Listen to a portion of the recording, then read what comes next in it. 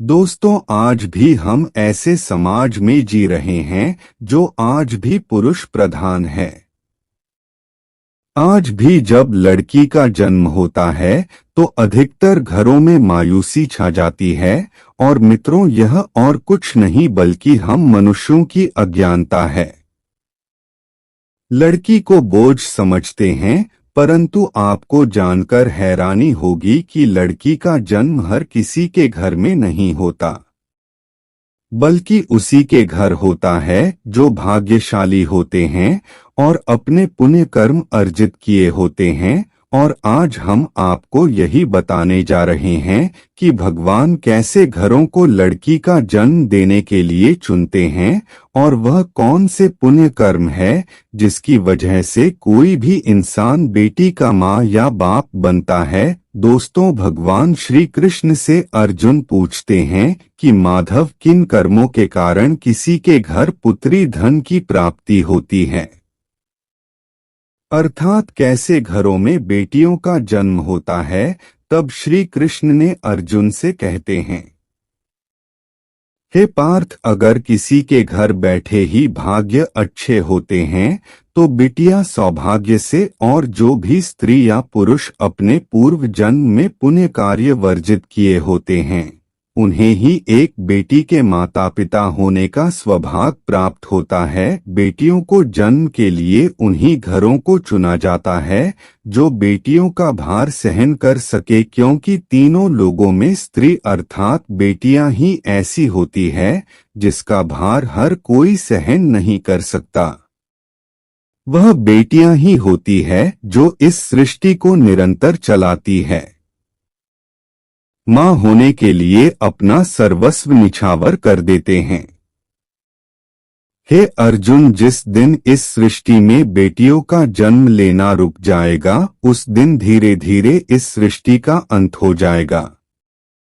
मित्रों को भगवान श्री कृष्ण के इन बातों पर गौर किया जाए तो उनका कहा बिल्कुल सही है, क्योंकि बेटियां अगर नहीं होंगी तो किसी का भी वंश आगे नहीं बढ़ सकता।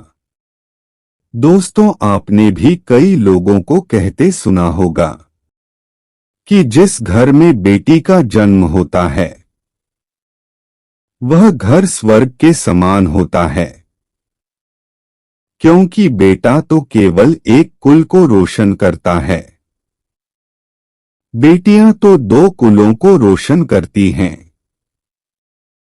माता पिता के घर वह बेटी के रूप में अपने उत्तरदायित्व का निर्वहन करती है, तो ससुराल आकर एक बहू के रूप में सारे कर्तव्यों का पालन करती है। दोस्तों, आजकल आप सुनती ही हो बेटियां वो परिवार में किसी के मर जाने पर उसका पिंडदान नहीं कर सकती है, लेकिन यह बिल्कुल भी सही नहीं है, क्योंकि रामायण में बताया गया है कि प्रभु श्री राम के पिता राजा दशरथ की मृत्यु हो गई तो माता सीता अर्थात राजा दशरथ की बहू ने भी उनका पिंडदान किया था, जिससे उन्हें जन्म मरण के चक्र से मुक्ति मिल गई थी। इतना ही नहीं, हिंदू धर्म शास्त्रों में बताया गया है कि बेटियां भी अपने पिता के नाम का पिंडदान कर सकती हैं। वहीं अगर ससुराल पक्ष में कोई पुरुष नहीं है तो इस स्थिति में बहू भी पिंडदान कर सकती हैं। इसलिए मित्रों, वह लोग बहुत किस्मत वाले होते हैं जिनके घर में बेटी जन्म लेती है। वही वह प्रबल किस्मत के होते हैं जिनके घर एक से ज्यादा बेटियां होती हैं। शायद यही कारण है कि बेटियों को लक्ष्मी कहा गया है।